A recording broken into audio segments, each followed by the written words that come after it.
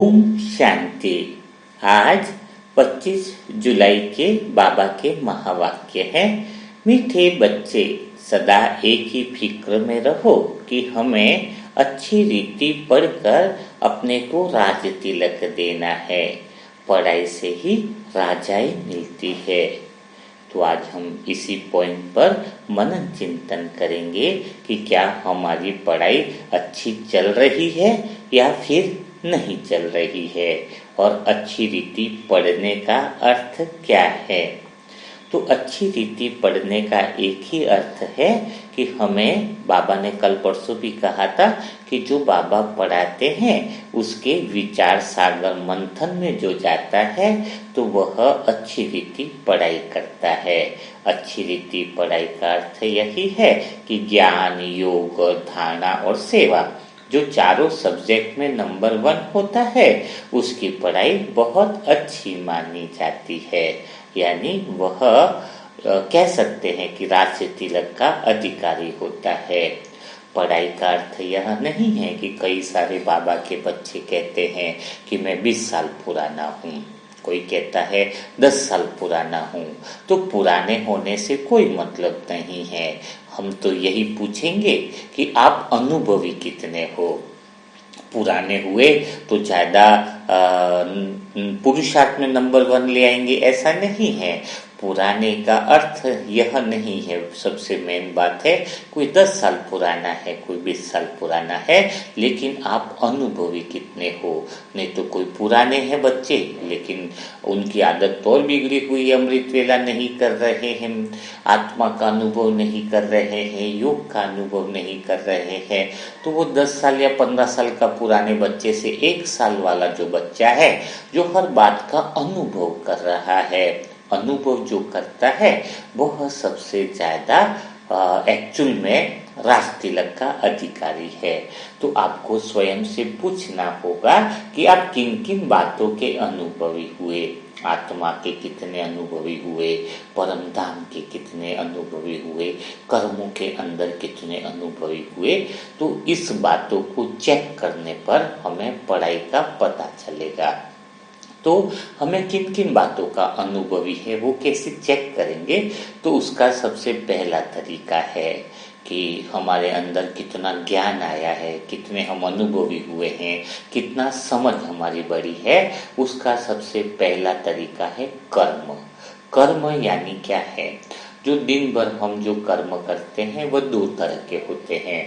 एक तो होता है आत्मिक कर्म, आत्मा समझकर जो कर्म किया जाता है। दूसरा जो कर्म होता है वह देहभान वाला कर्म होता है। देहभान का कर्म यानी बॉडी कॉन्शियस कर्म। तो पता कैसे चलेगा कि हम आत्मा का कर्म कर रहे हैं या बॉडी कॉन्शियस का कर्म कर रहे हैं। अगर कोई आत्मा दिन भर में अगर आत्मिक स्थिति में कर्म कर लेना, उसके कई सारे हिसाब किताब तो पूरे हो ही जाते हैं, लेकिन उसके साथ ही उसका आगे का जो जीवन है वह भी बहुत बड़ा सुंदर बन जाता है। क्योंकि सुंदर कर्मों का बीज बोने से ही तो जीवन हमारा अच्छा होने की गारंटी मिल जाती है। तो पता कैसे चलेगा कि देहभान का कर्म है या आत्मा का कर्म है। तो इसका सबसे पहला तरीका यही है कि जब भी हम कर्म करते हैं तो इसका परिणाम क्या होगा। अगर वो सोचकर हम कर्म कर रहे हैं तो समझ लेना कि हम सोल कॉन्शियस स्थिति में हैं, हम आत्मिक स्थिति में हैं, हम होश में हैं। और जो जिस कर्म का परिणाम क्या होगा उसके बारे में चिंता ही नहीं है और वह कर्म हम कर रहे हैं तो समझ लेना वह बेहोशी का कर्म है, वह देहभान का कर्म है। उदाहरण के लिए अभी हमें पता है कि मैगी बाहर के खाने से और ऐसे जंक फूड तले हुए खाने से शरीर को नुकसान होता है, तो भी हमने मैगी खाई, जंक फूड खाया, तो वह बेहोशी का कर्म है। अगर होश का कर्म होता तो आत्मा को पता है इस कर्म का परिणाम क्या होगा, तो वह ऐसा कर्म नहीं करेगी। जंक फूड तला हुआ खाएगा तो आगे उसके शरीर को भुगतना ही है, बीमारियां वगैरह जो भी कहो। बाबा की याद में खाना उसको पता है, फिर भी अगर बाबा की याद में नहीं खा रहा है तो इस कर्म का परिणाम उसको समझ में नहीं आ रहा है कि आगे वह शरीर के अंदर पांचों तत्वों का जो भोजन डाल रहा है आगे वह कितना बीमारी का कारण बनेगा। जिस वक्त वो भोजन करता है तो आसपास का वायुमंडल कैसा होगा, कभी दुख का होगा, उस कमरे में जो हवा है चिंता की होगी। आजकल तो गली मोहल्ले में हर जगह परेशानी का वायुमंडल है, पता होने पर भी भोजन बाबा की याद में नहीं खा रहा है, यानी उसको कर्म का परिणाम समझ में नहीं आ रहा है। कोई भी किसी को दुख कर दे रहा है, किसी को ज्वेलसी कर रहा है ना, तो जब कर्म का परिणाम उसको पता रहे, हर घंटे ये चेक कर ले कि मैंने जो कर्म किए हैं उसका परिणाम क्या होगा। जब उसको कर्म और परिणाम दोनों बातें साथ में चलेगी तो वो सदा होश में रहेगा, आत्मिक स्थिति में कर्म ऑटोमेटिक हो जाएंगे। अभी मुझे पता है कि अगर 1 घंटा में कोई बाबा की कोई कर्म कर रहा हूँ, किसी को दुख देने वाला, तो मुझे पता है कि मैं उसका दुख देना यानी उसका चेहरा लाल पीला कर देना। कभी मैं अगर ऐसे बोल बोलूँ जिससे किसी को दुख पहुंचे तो उसका खून सूख जाता है, अच्छे बोल बोलूंगा तो उसका खून बढ़ जाता है।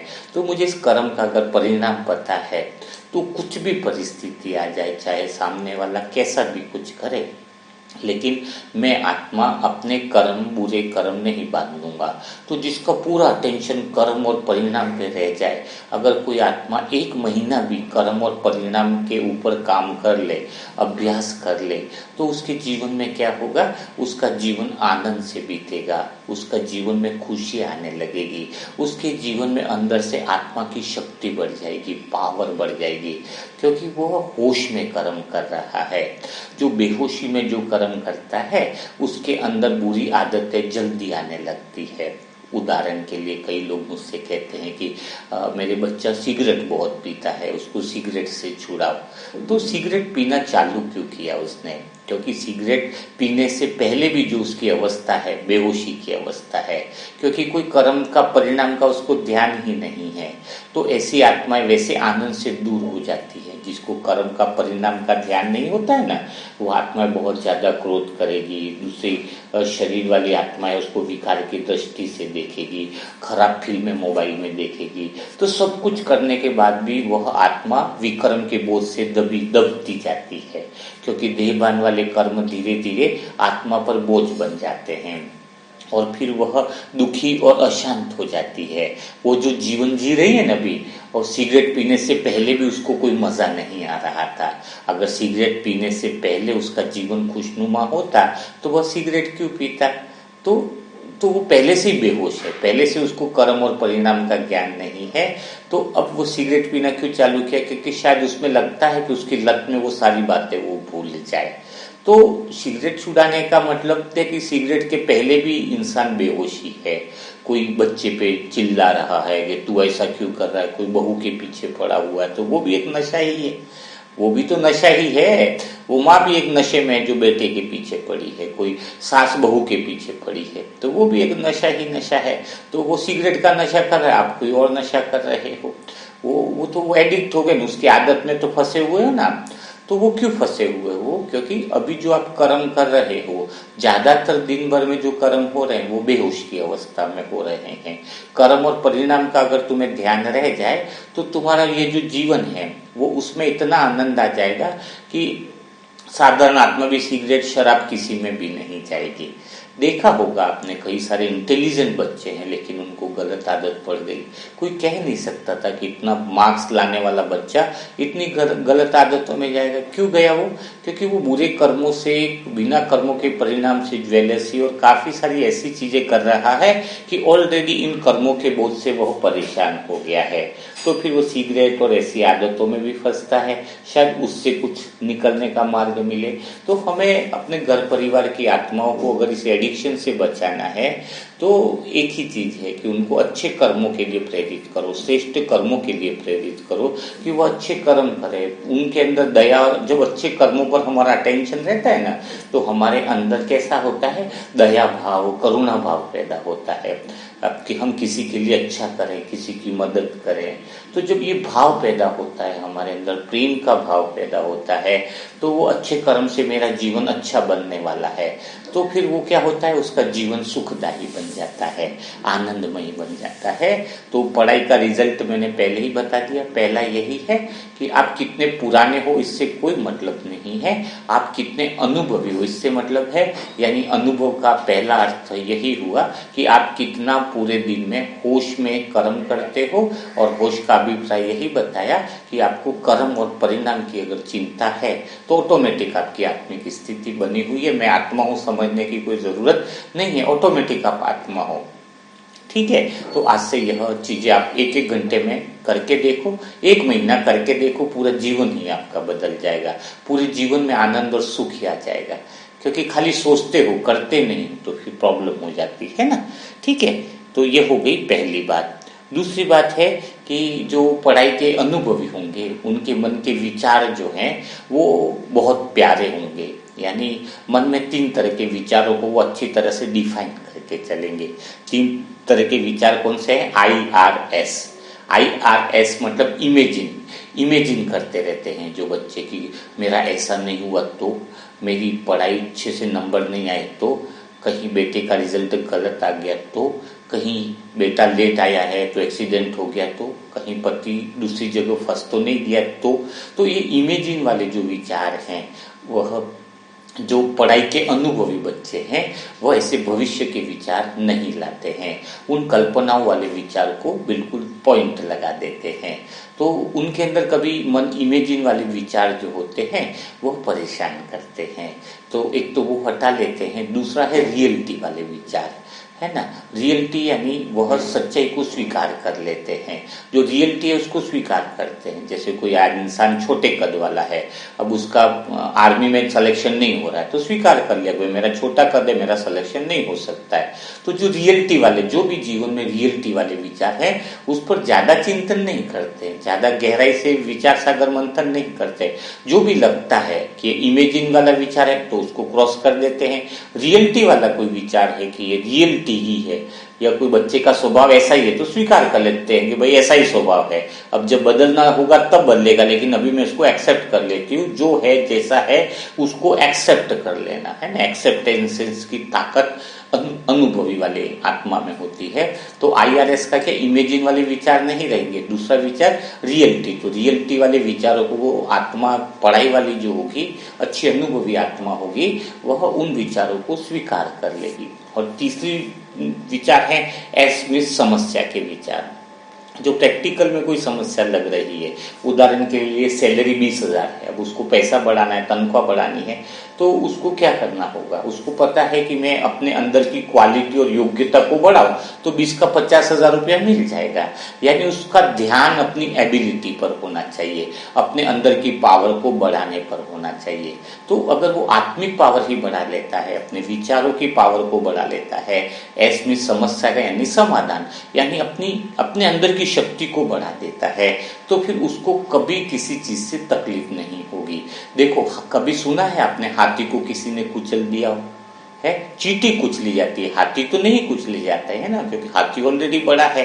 तो जब वो अपने अंदर की इन आत्मिक पावर को बढ़ा लेता है, कॉन्शियस पावर को बढ़ा लेता है, चेतना की शक्ति को इतना हाथी जितना ऊंचा कर ले, तो दुनिया की कोई भी आत्मा उसको टच नहीं कर सकती है, दबा नहीं सकती, अपने प्रेशर में नहीं ले सकती है।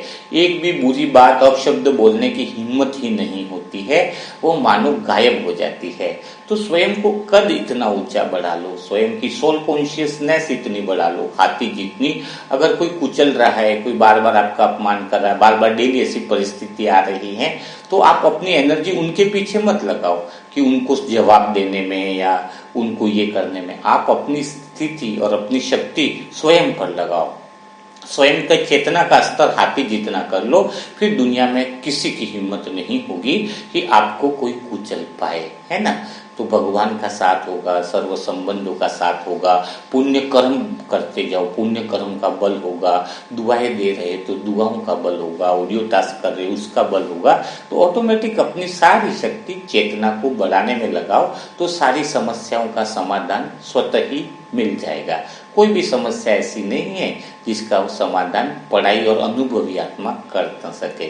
तो ये दूसरा जो लक्षण जो आपको बताया है कि अनुभवी के लिए IRS, इमेजिन के विचार नहीं होंगे उस आत्मा में, जो रियलिटी चाहे कितनी भी खतरनाक हो रियलिटी, तो सत्य को स्वीकार कर लेंगे, उसके विचार नहीं आएंगे। और एस में सॉल्यूशन, ऑटोमेटिक वो अपनी स्थिति बढ़ाने से सारी बातों का समाधान उसके पास स्वतः ही आ जाएगा, है ना। तो ये आपको दूसरी कैटेगरी मैंने बताई। तीसरी जो कैटेगरी जो बताई है पढ़ाई और अनुभवी जो बच्चे होंगे, वह समस्याओं से घबराएंगे नहीं, छोटी छोटी परिस्थितियों से इसलिए नहीं घबराएंगे क्योंकि उनको पता है राजा किसको कहा जाता है। कोई राजा ऐसा हुआ जिसका नाम हो गया हो कि उसने एक भी लड़ाई नहीं लड़ी हो, एक भी लड़ाई नहीं जीती हो, और वो राजा हो और उसका नाम हिस्ट्री में हो जाए, प्रसिद्ध हो जाए, ऐसा तो है नहीं। तो राजा का अर्थ है ये कि अनेक लड़ाई पर विजय प्राप्त करना। तो हम आत्माएं जो हैं वो राज तिलक, पढ़ाई से राज तिलक मिलता है, राजाई का तिलक मिलता है। तो छोटी छोटी समस्या और छोटी छोटी परिस्थितियों को हम अगर हम इस पर विजय प्राप्त नहीं करेंगे तो हम राज तिलक कैसे बनेंगे, राजा कैसे बनेंगे। तो पढ़ाई का अर्थ है ये कि राज तिलक लेना। तो वो जो अनुभवी आत्माएं होती हैं वो चाहे कितनी भी आसपास परिस्थितियां होती, 4 या 5 परिस्थिति होती है हर एक आत्मा के आगे, 1000 परिस्थिति तो है नहीं किसी आत्मा के आगे। तो जो 2-4 परिस्थिति होती है इसको खिलौना समझकर, खेल समझकर हंसी खुशी पार करती है और उस पर विजय प्राप्त करती है ना। तो वह विजय जो होती है वही राज तिलक है। तो हमें छोटी छोटी परिस्थितियों को पार करने में मजा आना चाहिए कि हम एक एक लड़ाई जीत रहे हैं। लड़ाई कितनी भी गहरी हो, कितनी भी बड़ी हो, जीत का वादा परमात्मा ने किया है कि उन लड़ाई में कई बार होता है कि आपको भगवान छिपा हुआ है, लेकिन वो लड़ाई जब दिख रही है, संघर्ष दिख रहा है, वो आपके सामने बहुत बड़ा होकर आने वाला था, लेकिन उसको छोटा भगवान करता जाता है। आपके कद जैसे बढ़ता जाता है वो संघर्ष, वो परिस्थितियां एक्चुअल में छोटी होती जाती है। आपको उस समय भगवान के साथ का अनुभव करना है कि संघर्ष तो आया है लेकिन उस संघर्ष में इतना बड़ा नहीं है जितना दिख रहा था, वो छोटा दिखने में बड़ा दिखेगा लेकिन हो जाएगा छोटा। तो छोटा कौन करता है, भगवान की वो अदृश्य शक्ति काम करती है। तो उसका अनुभव होना चाहिए। तो पढ़ाई के साथ साथ में जो अनुभवी बच्चे हैं वो उन चीजों का अनुभव करते हैं और उस स्थिति को, परिस्थिति को घबराते नहीं है, यानी सच्चा राज तिलक जो लेते हैं वो इन लड़ाइयों से घबराते नहीं है। चौथी जो चीजें अनुभवी जो बच्चे होते हैं उनको पता होता है कि कोई भी सफलता जो है वो प्रोसेस से मिलती है। कामयाबी जो है ना वो किससे मिलेगी, कोई प्रोसेस करके मिलेगी, विधि से मिलेगी। यानी कोई आत्मा सोचे कि आज ही मैं योग कर लूं और आत्मिक स्थिति का अनुभव कर लूं, या फिर कोई आत्मा सोचे कि मैं एक दिन में सफलता हासिल कर लूं, या फिर कोई आत्मा ऐसा भी होता है कि शरीर की बीमारी है और बस बाबा से योग कर लिया कि पवित्रता की शक्ति आ रही है, मेरा शरीर स्वस्थ हो रहा है, उसका शरीर स्वस्थ हो गया। तो एक दिन में नहीं होगा वो शरीर स्वस्थ। एक उदाहरण बता रहा हूँ, कामयाबी तभी मिलती है जब इसका प्रोसेस होता है, और जो प्रोसेस से जो कामयाबी और सफलता मिलती है वह सच्ची सफलता होती है, विधि से। जैसे उदाहरण के लिए किसी एक भिखारी को भी 25 लाख रुपया दे दिया गया प्रैक्टिकल के लिए, तो 3 साल बाद देखा कि वो वापस भिखारी हो गया, है ना। 25 लाख का न तो यूज कर पाया, न उसको तरीका समझ में आया। तो जिसने 25 लाख ओरिजिनल में कमाया मेहनत करके, वो 25 लाख को 50 लाख कर देगा, क्योंकि उसने विधि बताया, उसको इस चीज का प्रोसेस से वो गुजरा हुआ है, सफलता उस प्रोसेस से उसको मिली है, तो वह आगे बढ़ जाता है।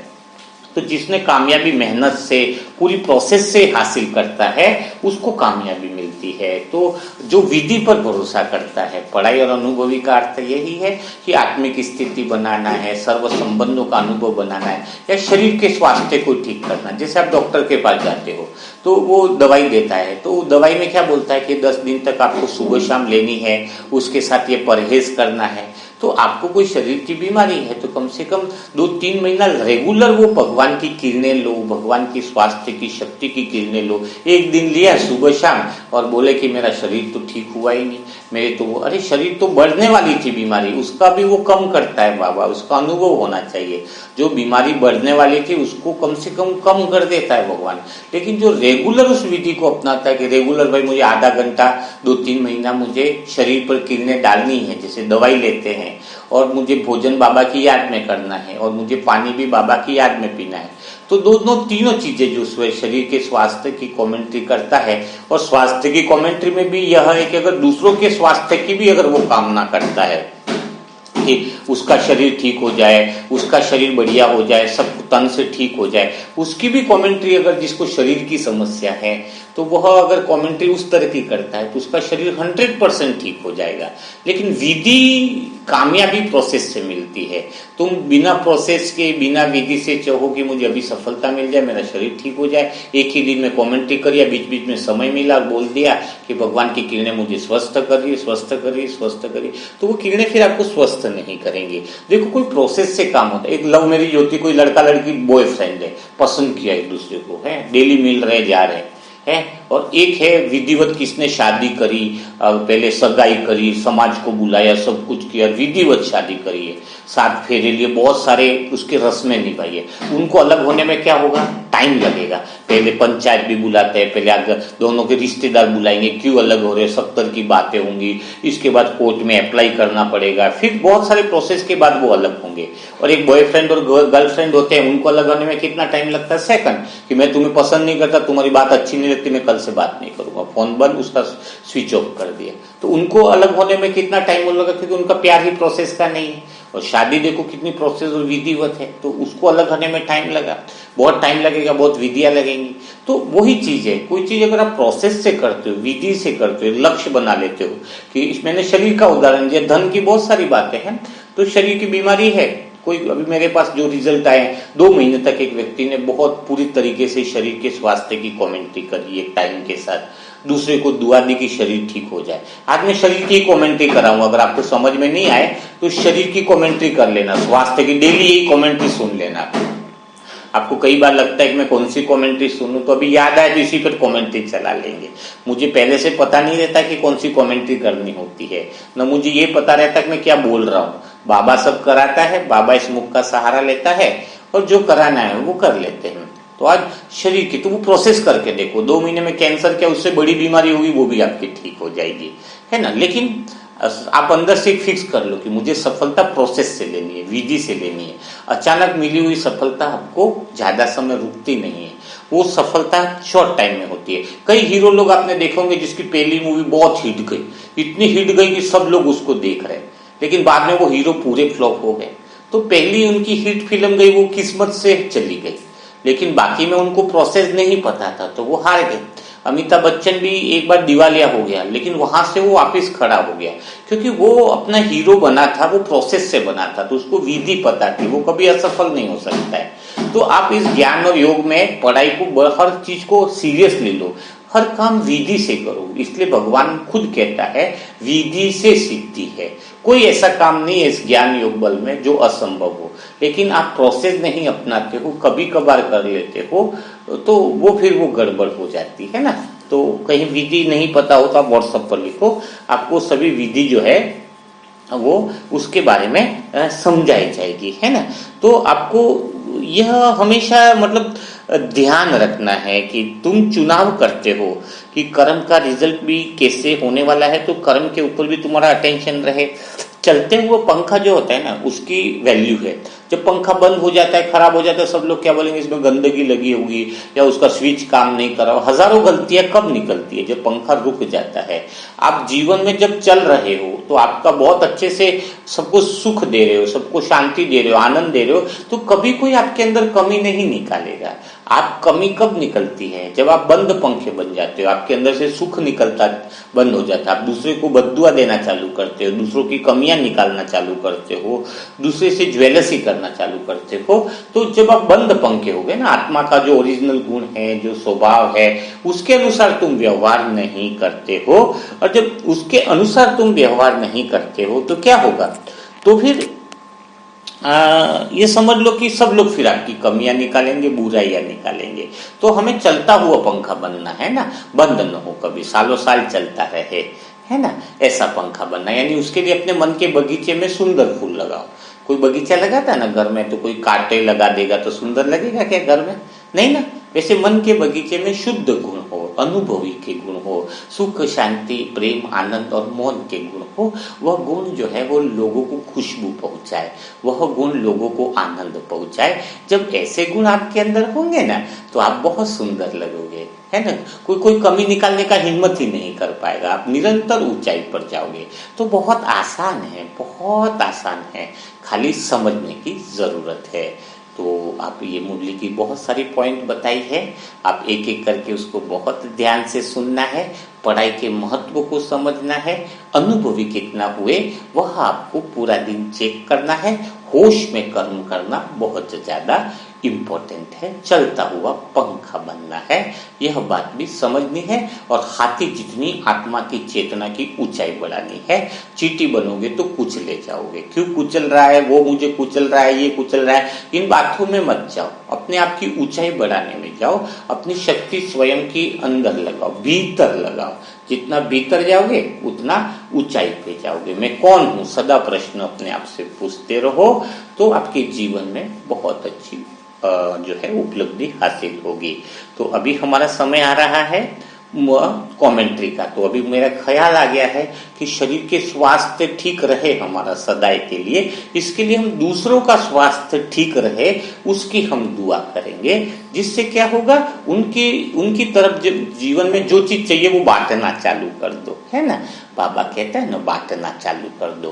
तो यह हम कमेंट्री करेंगे कि दूसरे का स्वास्थ्य कैसे ठीक रहे, है ना। 63 जन्म की जो आत्माएं आपके साथ रही है, तो आपके दिल में भी ख्याल आता है ना कि वो आत्माएं भी दुखी हैं, वो आत्माएं भी परेशान है, तो उन आत्माओं को भी हम सकाश दें। तो वो 63 जन्म की जो आत्माएं आपके अंग संग में रही है, उनको हम स्वास्थ्य का सकाश देंगे, और भी कोई उनके दुख के वाइब्रेशन होंगे तो उनको हम ठीक करेंगे। और मैं कहता हूँ ये कमेंट्री तो आपको रोज सुननी चाहिए, इसकी अलग तरह की कमेंट्री तो व्हाट्सएप पर मिल जाती है।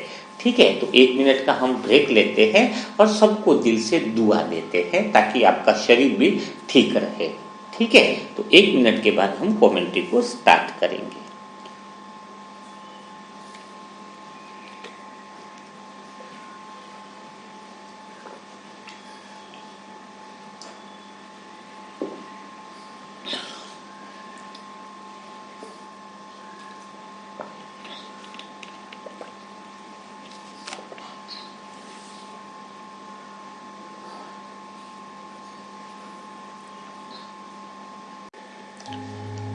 आप सभी आत्माएं तैयार बैठे होंगे।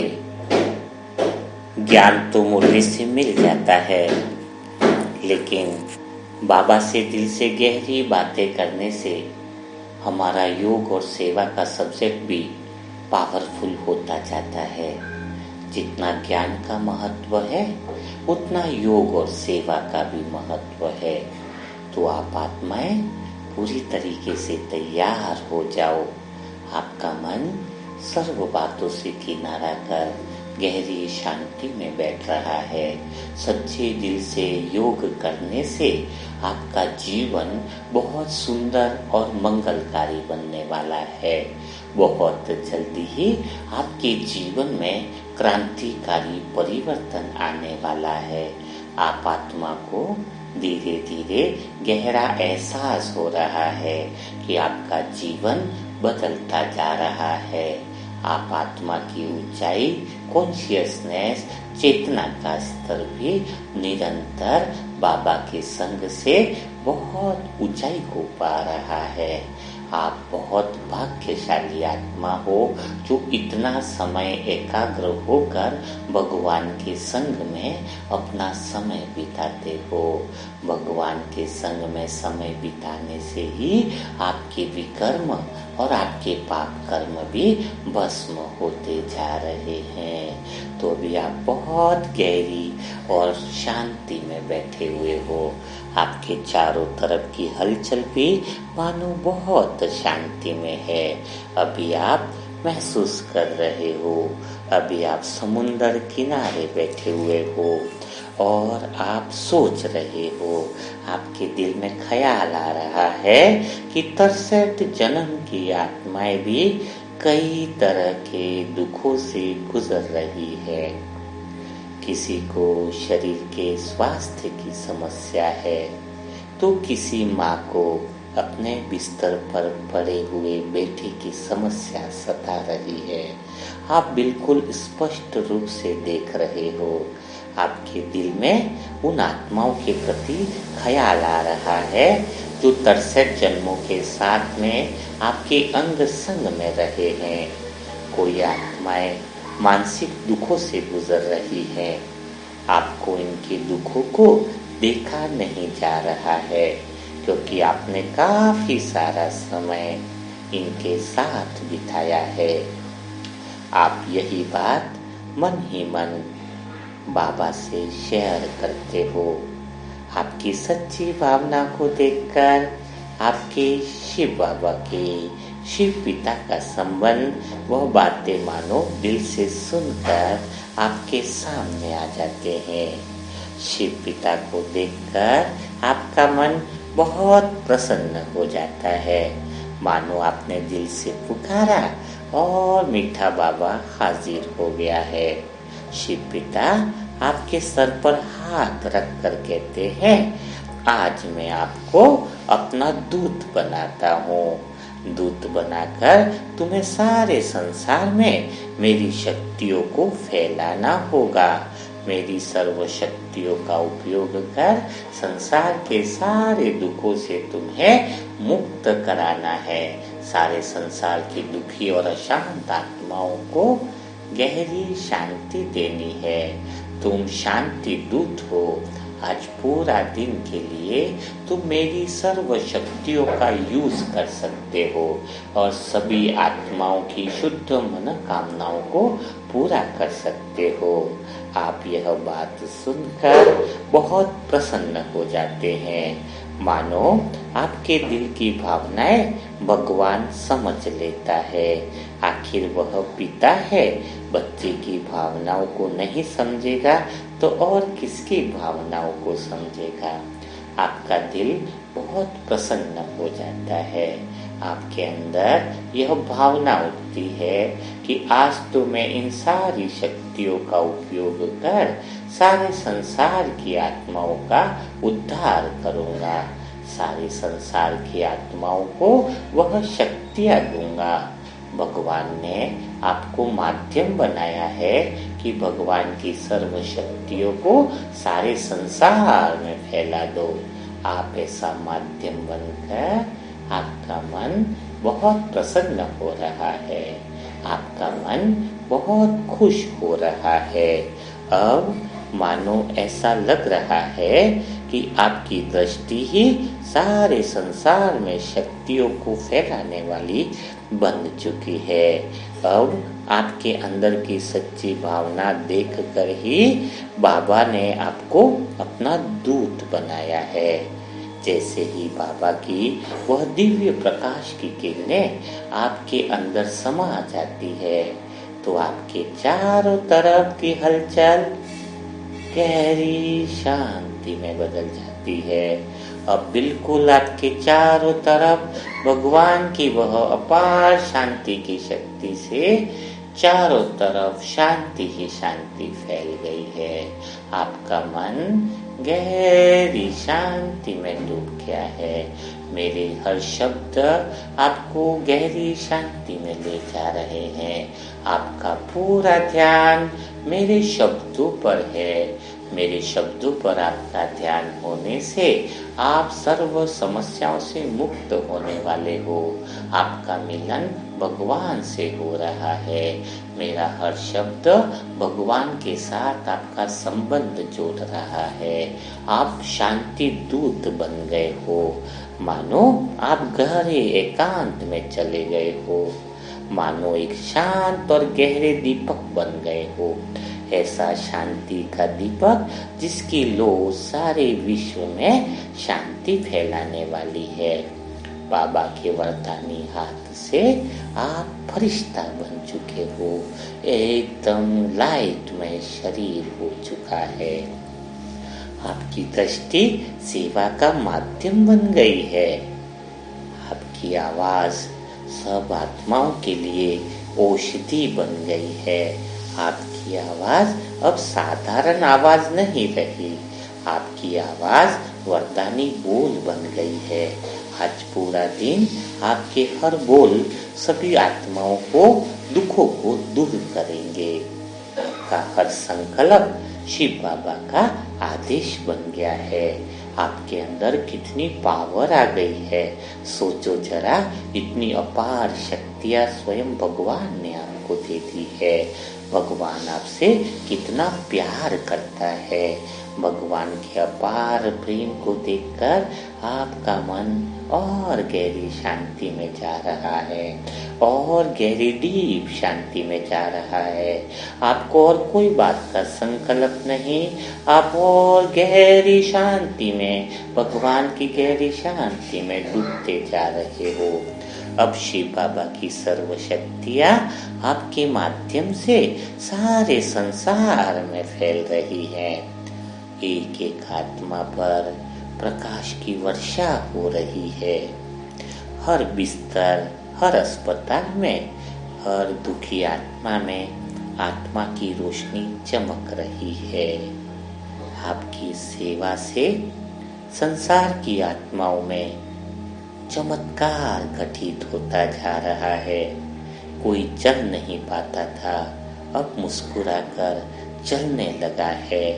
किसी को नींद नहीं आती थी, अब वो गहरी निद्रा में है।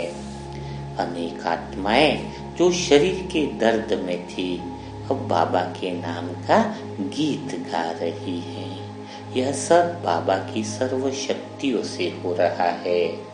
आप अपने आप को साक्षी भी अनुभव कर रहे हो और इन सेवाओं के लिए माध्यम भी बनते जा रहे हो। बाबा की शक्तियाँ आपके नेत्रों से, आपके संकल्पों से, आपके हृदय से होकर सभी आत्माओं तक पहुँच रही है। आपकी किरणें हर आत्मा के तन को छू रही हैं। सबके रोग, दर्द, तनाव सब दूर होते जा रहे हैं। ऐसा देखकर आपका मन बहुत खुशी से झूम रहा है कि इतनी सारी सर्व शक्तियों से सब आत्माओं के दुख दूर होने से आपका मन और गहरे प्रसन्नता का अनुभव कर रहा है। आपको यह देखकर बहुत खुशी हो रही है कि सबके दर्द खत्म होते जा रहे हैं। जैसे जैसे किरणें उनके तन पर पड़ रही हैं, तो वह तन भी मानो स्वस्थ होता जा रहा है। डॉक्टर भी दिव्यता का अनुभव कर रहे हैं। शिव बाबा की शक्तियाँ मानो चमत्कार करने लग गई हैं। पशु पक्षी भी इस ऊर्जा को महसूस कर रहे हैं। पेड़ पौधे भी फिर से हरे भरे हो रहे हैं। प्रकृति के पांचों तत्वों में संपूर्ण पवित्रता आ गई है। जल भी संपूर्ण पवित्रता को पा रहा है। आपके हाथ से भी असंख्य पवित्रता की किरणें पूरे संसार के पांचों तत्वों में फैल रही है। पूरे संसार के प्रकृति के पांचों तत्व बिल्कुल पावन हो रहे हैं। पूरी प्रकृति बाबा की पवित्र किरणों से पवित्रमय होती जा रही है। अब संसार की सेवा कर आप वापिस अपने घर लौटने की सोचते हो, तभी आपको याद आता है, या आपको याद आता है, स्मरण आता है कि ऐसी आत्माओं को भी आप मदद करना चाह रहे हो जिन आत्माओं के अपने रिश्ते में कई आत्माओं की मृत्यु हो गई है। ऐसी आत्माओं की मदद के लिए आपसे सुख की किरणें निकल रही हैं। जो भी आत्माएं इस समय दुख का अनुभव कर रही हैं, उन आत्माओं को आप अपने सुख की किरणों से सभी आत्माओं को सुखी कर देते हो। सभी आत्माओं के दुख दर्द खत्म होते जा रहे हैं। सभी आत्माएं सुखी और प्रसन्न होती जा रही हैं। संसार की वो उन आत्माओं को आप इमर्ज करते हो जो सबसे ज्यादा दुखी हैं। ऐसी 10,000 आत्माओं को सामने संकल्प कर प्रकट करते हो। जो संसार की सबसे ज्यादा दुखी आत्माएं हैं, उन पर पवित्रता की किरणों के फव्वारे बह रहे हैं। आपकी दृष्टि से निरंतर पवित्रता की किरणों के फव्वारे और फाउंटेन निकल रहे हैं।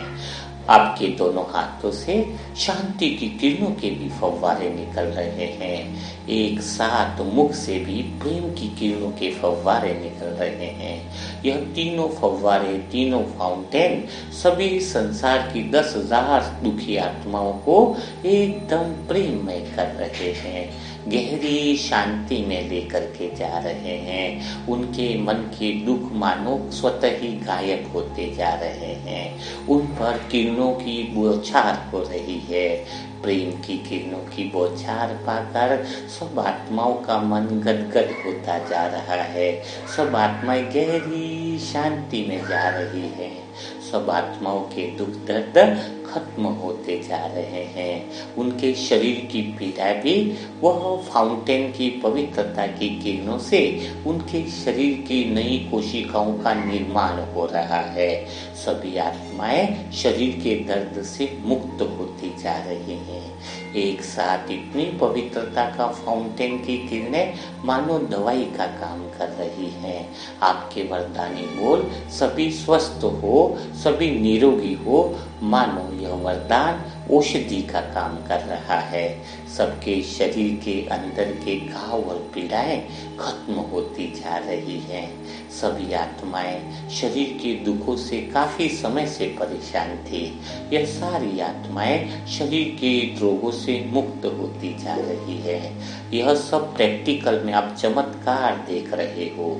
जो आत्माएं बिस्तर में पड़ी थी, दर्द से करहा रही थी, दर्द से बेचैन थी, जिनके पास इलाज का पैसा नहीं था, जिनके पास बहुत आसपास कोई रिश्तेदार नहीं था, जिनकी सेवा के लिए कोई नहीं था, उन सभी आत्माओं को आपकी पवित्रता की किरणें मानो मदद का काम कर रही है। सभी आत्माओं के शरीर के ऐसे दर्द भी खत्म होते जा रहे हैं जो कभी डॉक्टर खत्म नहीं कर पाया। सभी आत्माओं की दवाइयाँ छूटती जा रही हैं। यह चमत्कार आप प्रैक्टिकल में अनुभव कर रहे हो। ऐसा चमत्कार देखकर आप बड़े प्रसन्न होते हो। दिल ही दिल में बाबा को शुक्रिया अदा करते हो। सभी आत्माओं के चेहरे पर मुस्कान आ गई है। सभी के दिल में बाबा के प्रति प्रेम उत्पन्न हो गया है। सभी आत्माएं मेरा बाबा, मेरा बाबा, मेरा बाबा के गीत गा रही हैं। ऐसा सब कुछ सेवा कर, अब संसार की सेवा कर और वापिस ही बाबा के पास लौट आते हो और दिल और भाव विभोर होकर बाबा से कहते हो, हे मीठे बाबा, आपने मुझे इतनी ऊंची सेवा दी, आपने इस लायक बनाया कि मेरे माध्यम से संसार की अनेक आत्माओं को मानो नया जीवन दे दिया है। प्यारे बाबा, मीठे बाबा, ये सारी आत्माओं को सुखी देखकर, इन आत्माओं के दुख दर्दों को दूर कर मैं आत्मा बहुत प्रसन्नता का अनुभव कर रही हूँ। बाबा आपके सर पर वरदानी हाथ रखकर कहते हैं कि यह 1 घंटा तुम्हें डेली सबको सेवा देनी है। 1 घंटे के लिए मैं तुम्हें रोज शांति का वह दूत बना दूंगा जिससे तुम विश्व की सेवा ही कर सकोगे। जब तुम्हारे दिल की भावना इतनी शुद्ध है कि तुम विश्व की आत्माओं के दुख दर्द को समाप्त करना चाहते हो, तो 1 घंटे के लिए तुम्हें मैं सदा शांति दूत बनाकर वह सारी शक्तियां तुम में ट्रांसफर कर दूंगा। तुम संसार की सेवा का माध्यम बनो, इसीलिए तो तुम मेरे अपने बने हो। तुम्हें मैंने अपना बनाया है। मैं तुम पर बहुत विश्वास करता हूँ, मैं तुम पर बहुत भरोसा करता हूँ। इन सारी शक्तियों को उपयोग कर संसार का उद्धार करने के निमित्त बनो। ये सारी दुखी आत्माएं तुम्हें पुकारती है, रोज पुकारती है। उनको शरीर की पीड़ाओं से मुक्ति दिलाओ, उनके अपने जो बिछड़ गए हैं मन के दुखों को भी दूर करो। तुम्हारे पास वह पावर, वह शक्तियाँ मैंने तुम्हें ट्रांसफर कर दी है, लेकिन दिन में 1 घंटे के लिए। आप यह बात सुनकर बड़े प्रसन्न हो जाते हो, बाबा के हाथ में हाथ रखकर वादा करते हो कि मैं डेली नियमित रूप से आधा घंटा 1 घंटा सभी आत्माओं को शांति का सकाश दूंगी, सबको वरदानी शक्तियों का अनुभव कराऊंगी और मैं माध्यम बनकर सारे संसार की शरीर की आत्माओं की पीड़ा को दूर करूंगी। हे मीठे बाबा, आपने मुझे इससे लायक बनाया, ऐसा अपना समझा, इसके लिए प्यार से एक बार और कोटि कोटि आपका शुक्रिया अदा करती हूँ। बाबा शुक्रिया, बाबा शुक्रिया, बाबा शुक्रिया बाबा। और बाबा से आप कह रहे हो कि बाबा इसके साथ मुझे ये भी वादा करो कि आधा 1 घंटा आप मुझे अपनी गोदी में सुला दोगे। आपकी गोदी में सोते ही मैं सारी पीड़ा और दुख दर्द को भूल जाती हूँ। हे मीठे बाबा, मुझे सदा अपनी गोदी में रखो। आपसे इतना प्यार जो मिलता है वह मुझे आगे बढ़ाने का माध्यम है। आपका हाथ और साथ ही मेरे लिए सर्वोपरि है। आपकी बातें ही मेरे दिल को छू जाती हैं। 1 सेकंड भी, 1 पल भी आपसे दूर होना यानी डर लगता है। मैं सदा आपकी छत्र छाया में रहना चाहती हूँ। आपका लाडला बच्चा आपसे बहुत प्यार करता है, सच्चे दिल से प्यार करता है। मुझे और कुछ भी नहीं चाहिए, बस तुम्हारा हाथ और साथ चाहिए, बस तुम्हारा प्रेम चाहिए, तुम्हारी प्रेम भरी दृष्टि चाहिए। जब माया मुझे आपसे दूर करे तो मुझे उससे बचा लेना मीठे बाबा। बस आपका प्रेम ही है जो मुझे आगे बढ़ाता है। आपका बहुत पावरफुल बोल ही मुझे इस लायक बनाता है, मुझ आत्मा में शक्ति बढ़ता है। हे मीठे बाबा, सदा आप मेरे साथ रहना, सदा मैं आत्मा आपकी गोदी में ही बैठा रहना चाहती हूँ, सदा आपके समक्ष आपके साथ रहना चाहती हूँ। फिर बाबा आपके हाथ पकड़कर आपको बोलते हैं कि मैं सदा तेरे साथ हूँ। एक बार बुलाने पर मैं तेरे पास आ जाता हूँ, तेरे साथ रहता हूँ। हर काम विधि से करने पर ही सफलता मिलती है। सदा तू मेरे साथ है, तू सबसे मेरा लाडला बच्चा है, प्यारा बच्चा है। तभी तो तेरे एक बुलाने पर मैं सामने आ जाता हूँ, तुझे सदा छत्र छाया में रखता हूँ। याद कर तू वह दिन जब तेरी हर मुसीबत में मैंने साथ दिया है, हर बार तुझे गिरने से बचाया है, हर बार हर परिस्थिति में तुझे ज्ञान का वह दर्शन कराया है जिससे तुम उस परिस्थिति से निकल सकते हो। तो हर बार हर पल में तेरे साथ हूँ, तुझे कभी गिरने नहीं दूंगा, तुझे कभी परेशान नहीं होने दूंगा। इस संसार में तुझे इतना ऊंचा बना दूंगा, इतना ऊंचा बना दूंगा कि तुम्हारी महान आत्मा के गुणगान द्वापर युग में चलेंगे। बाबा कहते हैं कि तू मेरा सबसे लाडला बच्चा है, मैं सदा तेरे साथ हूँ। यह शब्द सुनकर आप गहरे प्यार में डूब जाते हो। बाबा से एक बार गले लगते हो, प्यार से गले लगते हो। बाप और बच्चे का इतना प्रेम, अनोखा प्रेम देखकर मानो प्रकृति भी प्रसन्न हो जाती है। आपके हृदय में वह प्रेम के आंसू निकलते हैं कि ऐसा प्यारा पिता मुझे मिला, वह मेरा भाग्य, वह मेरा भाग्य जो मुझे इतना प्यार करने वाला पिता मिला। जिसको दुनिया भगवान कहती है वह तो आपका पिता है। आपको अंदर से नशा चढ़ जाता है, वह नशा इतना प्यारा है, इतना प्यारा है कि आपको मानो गहरे प्रेम में डुबा देता है। और इस तरीके से फिर बाबा आपसे विदा लेते हैं और आप गहरे प्रेम में डूब जाते हो कि वह मेरा भाग्य, वह मेरा भाग्य जो भगवान ने मुझे इस लायक समझा, संसार की सेवा के निमित्त बनाया। आपका अहोभाग्य देखकर प्रकृति भी बड़ी प्रसन्न हो जाती है। प्रकृति के 5 तत्व भी आपको सलाम करते हैं। आपका शरीर का रोम रोम पवित्र हो गया है। जिसमें इतनी पवित्रता की शक्ति हो, जो शरीर इतना सेवा का माध्यम बना हो, भला उस शरीर में रोग कैसे रह सकते हैं। पूरी विधि की पालना करने से आपका जीवन भी बदलता जा रहा है। आप अपने आप से कमिटमेंट करते हो कि रोज मैं आधा घंटा 1 घंटा विश्व की सेवा का माध्यम बनूंगी, शांति दूत बनूंगी। भगवान ने मुझे भरोसा कर डेली शांति दूत बनने का वरदान दिया है। इस वरदान का मैं सही तरीके से उपयोग करूंगी। और ऐसे गहरे अनुभव में जाते जाते आप बहुत प्रेम में डूब जाते हो। ओम शांति, ओम शांति। तो आज की कमेंट्री आपको कैसी लगी? आज की कमेंट्री अगर आप रोज अभ्यास करते हो तो भगवान ने आपको शांति दूत बनाया है, लोगों की सेवा का माध्यम बनाया है। तो यह कमेंट्री आपको रोज सुननी चाहिए, जिससे आपके जीवन में जो शरीर के जो दुख है ना, पीड़ाएं, वो भी खत्म हो जाएंगे। जब हम दूसरे के शरीर को ठीक करने के लिए दुआ करते हैं ना, तो अपना शरीर भी ठीक हो जाता है। लेकिन एक दिन करोगे तो मजा नहीं आता है ना। तो जिसको शरीर की बीमारियों की जो ज्यादा समस्या है, इसको रोज करनी चाहिए। रोज करने पर प्रैक्टिकल में आपको रिजल्ट मिलेंगे। आप इसको करके देखो। और आपको कैसा अनुभव लगा, कमेंट्री में और मूल्य मंथन में और कमेंट बॉक्स में जरूर लिखिए, ताकि सभी लोग इसको पढ़ते हैं और दूसरी आत्माओं को भी इसका फायदा होता है। तो व्हाट्सएप नंबर है या कमेंट्री व्हाट्सएप पर लेने के लिए नंबर है 7202921969। इस पर आप मैसेज कर सकते हो और अपना नाम और एड्रेस लिख सकते हो। तो कल फिर हम मुलाकात करेंगे ऐसे ही मुरली मंथन के साथ। तब तक के लिए सभी भाई बहनों को ओम शांति, ओम शांति, ओम शांति।